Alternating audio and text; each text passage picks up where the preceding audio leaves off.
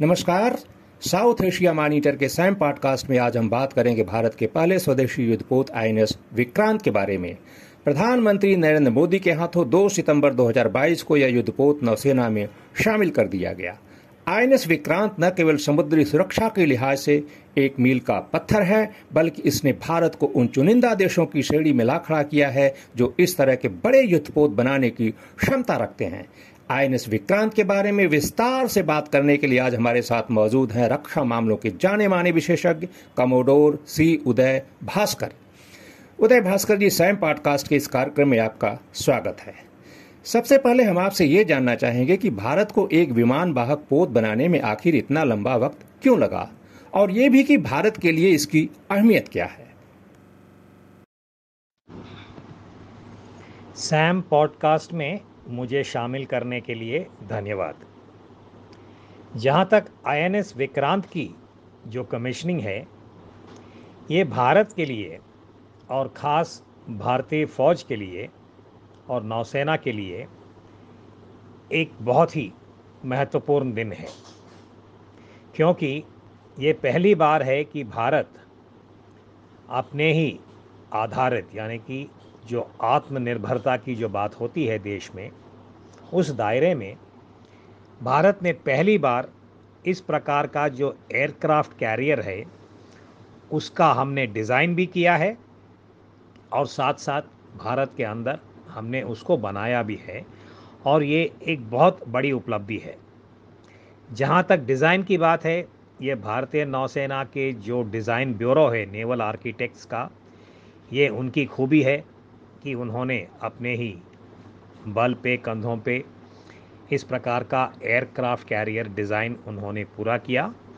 और साथ साथ कोचिन शिपयार्ड लिमिटेड को भी दाद देना चाहिए कि पहली बार उन्होंने इस प्रकार का जहाज़ बनाने का जिम्मेदारी ली, और हालांकि कई सारे कठिनाई थी, उन्होंने इस प्रकार का जो एयरक्राफ्ट कैरियर है पूरा कर पाए, खास जबकि देश में कोविड की वजह से कई प्रकार के बाधाएं आए थे। तो अर्थात संक्षेप में यही कि भारत के लिए अभी एयरक्राफ्ट कैरियर का डिज़ाइन और जो शिप बिल्डिंग है, ये एक बहुत बड़ा कदम है, क्योंकि अभी तक विश्व में केवल 5 ऐसे देश हैं जो अभी भी एयरक्राफ्ट कैरियर बनाते हैं, और अभी भारत जो है इस गुट में शामिल हुआ है। जहाँ तक समय की बात है, ये बात सही है कि इस जहाज़ का कील जिसको कहते हैं 2009 में जो कहते हैं द कील वाज लेड, और पूरा 13 साल लगे इसको कमीशन करने के लिए।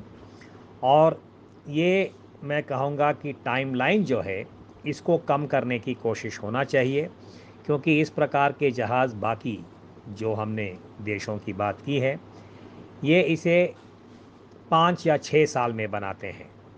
तो टाइम लाइंस को कम करना बहुत ज़रूरी है, पर क्योंकि ये हमने पहली बार किया है, मुझे लगता है कि जब भारत अपना दूसरा एयरक्राफ्ट कैरियर बनाएगा, उस वक्त हम शायद ये टाइम लाइंस को और कम कर सकते हैं।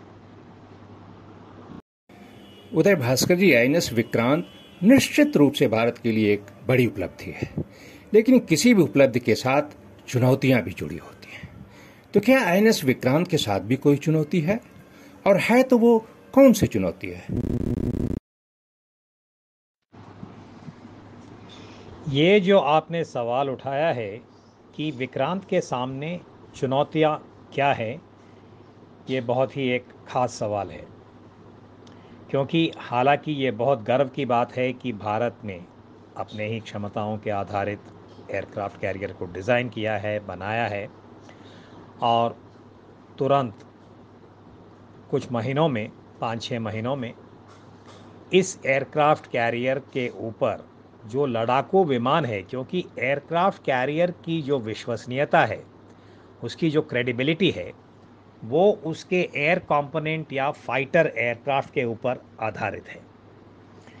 और इस वक्त भारत के पास केवल एक लड़ाकू विमान है जो कि एयरक्राफ्ट कैरियर के ऊपर उसका ऑपरेशन हो सकता है, उसे कहते हैं MiG-29K।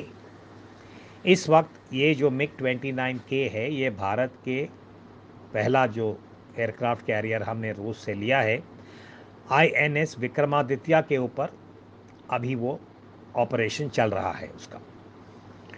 तो विक्रांत के ऊपर MiG-29K को शामिल करने में 5-6 महीने लगेंगे, और जब तक ये पूरा नहीं होगा, विक्रांत एक सही प्रकार का एयरक्राफ्ट कैरियर को हम नहीं मान सकते हैं। ये वर्क इन प्रोग्रेस है। पर दूसरी बड़ी बात जो है चुनौतियों के दायरे में, वो ये कि MiG-29K जो लड़ाकू विमान है, ओरिजिनली रूस ने इसको बनाया था लैंड ऑपरेशंस के लिए, यानी कि ये जैसे वायुसेना का होता है, रूस के वायुसेना, भारत के वायुसेना, ये तब इसका डिज़ाइन था जबकि इंदिरा गांधी जी भारत की प्रधानमंत्री थी, यानी कि करीब 40 साल पहले की हम बात कर रहे हैं। डिज़ाइन उस ज़माने की है, और ये बेसिकली वायुसेना के लिए लैंड बेस्ड एयरक्राफ्ट का डिज़ाइन है। जब भारत ने निर्णय लिया है कि हम गोर्शकॉव यानी कि विक्रमादित्य को भारत में शामिल करेंगे नौसेना में, उस वक्त रूस ने कहा कि हम ये MiG-29 को एयरक्राफ्ट कैरियर के लिए हम डिज़ाइन में कुछ बदलाव लाएंगे, और इसलिए उन्होंने इसको MiG-29K बनाया है। परंतु पिछले 4-5 साल जो भारत का तजुर्बा या अनुभव रहा है MiG-29K के साथ, ये उतना ऑप्टिमम चॉइस नहीं है, क्योंकि इसकी बेसिक डिज़ाइन जो है एयरक्राफ्ट कैरियर के लिए नहीं है। तो अभी भारत के जो योजक हैं, उनके सामने ये चुनौती है कि हम विक्रांत को सही प्रकार की विश्वसनीयता तक पहुंचाने के लिए एयरक्राफ्ट कैरियर के रूप में हम दूसरे कौन से आधुनिक फाइटर एयरक्राफ्ट को शामिल कर सकते हैं।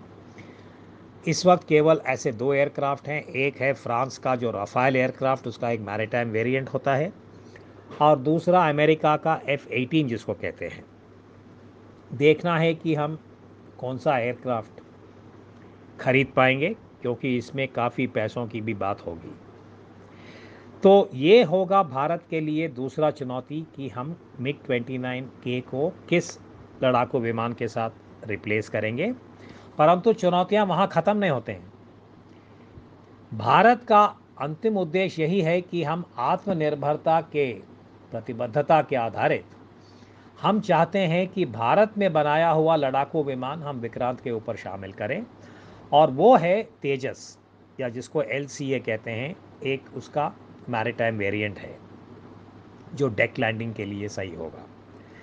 वो एक बहुत बड़ा चुनौती है भारत के लिए। पूरे मैं कहूँगा कि हमारी मैन्युफैक्चरिंग, डिज़ाइन और जितना भी एविएशन के अलग अलग जो गुट हैं, जो वर्ग हैं, जिस प्रकार से फाइटर एयरक्राफ्ट बनता है, तो जब तक भारत अपना इंडिजिनस फाइटर एयरक्राफ्ट तेजस को हम सही प्रकार तक नहीं ला पाएंगे, विक्रांत के लिए ये एक लॉन्ग टर्म चुनौती होगा। उदय भास्कर जी, अंतिम सवाल। दुनिया में जिस तरह की भू राजनीतिक परिस्थितियां पैदा हो रही हैं, पड़ोसी देशों के साथ भारत के संबंध तनावपूर्ण बने हुए हैं, ऐसे में भविष्य में INS विक्रांत जैसी परियोजनाओं को सटीक और समयबद्ध बनाने के लिए नीतिगत स्तर पर, निर्माण के स्तर पर क्या क्या सावधानियां बरतनी चाहिए, हमारे श्रोताओं को बताएं।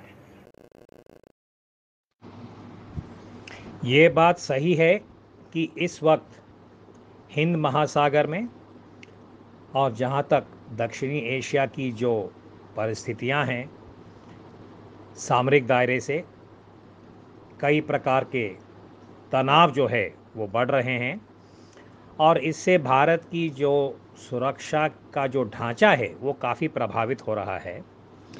और ख़ास हिंद महासागर में इस वक्त चीन का जो जितने भी चीन के पहल हैं, जितने भी चीन की इस वक्त जो उपस्थिति है, वो भारत के लिए एक प्रकार से नकारात्मक है। और हाल में ही हमने देखा कि चीन का एक जो सर्वेलेंस जहाज़ जो कि श्रीलंका के हम्बनटोटा के बंदरगाह में जो आया था वो एक उदाहरण है। तो इसलिए भारत को अपनी जो नेवल या नौसेना की जो विश्वसनीयता जो है, क्रेडिबिलिटी, उसकी जो उपस्थिति है जिसको हम प्रेजेंस कहते हैं, उसको इंडियन ओशन में स्थापित करने के लिए विश्वास के साथ एयरक्राफ्ट कैरियर का एक बहुत खास भूमिका है। और भारत जैसे देश के लिए, जहां एक साइड हमारे बे ऑफ बंगाल है, दूसरे ओर पे पश्चिमी ओर पे अरेबियन सी है और दक्षिणी ओर पे इंडियन ओशन का हिंद महासागर है, कम से कम 4 एयरक्राफ्ट कैरियर की ज़रूरत है। इस वक्त हमारे पास 2 ही हैं। तो अगर हम हायर पॉलिसी डिसीजन की बात करें और हमको किस प्रकार का मार्ग ढूंढना चाहिए आगे बढ़ने के लिए, भारत के योजकों के लिए प्रधानमंत्री से लेके कैबिनेट कमेटी ऑन सिक्योरिटी, नौसेना, बाकी जितने भी अलग अलग जो डिपार्टमेंट और वर्ग हैं, मैं समझता हूँ, मेरा व्यक्तिगत राय यही है कि सबसे पहले विक्रांत का जो फॉलो ऑन एयरक्राफ्ट कैरियर है, जिसको विशाल कहते हैं, उसका नाम जो दिया गया है विशाल, उसको जितना जल्दी हो सके निर्णय लेके उसका डिज़ाइन और शिप बिल्डिंग तुरंत शुरुआत उसका होना चाहिए, अर्थात उसका फंडिंग सपोर्ट भी चाहिए। और साथ साथ जैसे हमने पहले कहा था कि एयरक्राफ्ट कैरियर के लिए सबसे प्रथम जो रिक्वायरमेंट है वो है एक सही प्रकार का लड़ाकू विमान एयर कंपोनेंट के लिए। तो वो भी निर्णय तुरंत लेना चाहिए कि आगे भारत के जितने भी एयरक्राफ्ट कैरियर होंगे, विक्रांत, विशाल, उसके बाद भी अगर हम 2 और शामिल कर पाएंगे, सही प्रकार का फाइटर एयरक्राफ्ट होना चाहिए। और वो एक लॉन्ग टर्म डिसीजन है, बहुत परिपक्वता के साथ लेना चाहिए। साथ साथ अगर हम आत्मनिर्भरता की बात करते हैं तो जहाँ तक प्रोपल्शन है, जैसे विक्रांत में जितना भी गैस टर्बाइन है, गियर बॉक्स है, सब इंपोर्टेड है। हमको उस दिशा में भी आत्मनिर्भरता को पूरा करना चाहिए।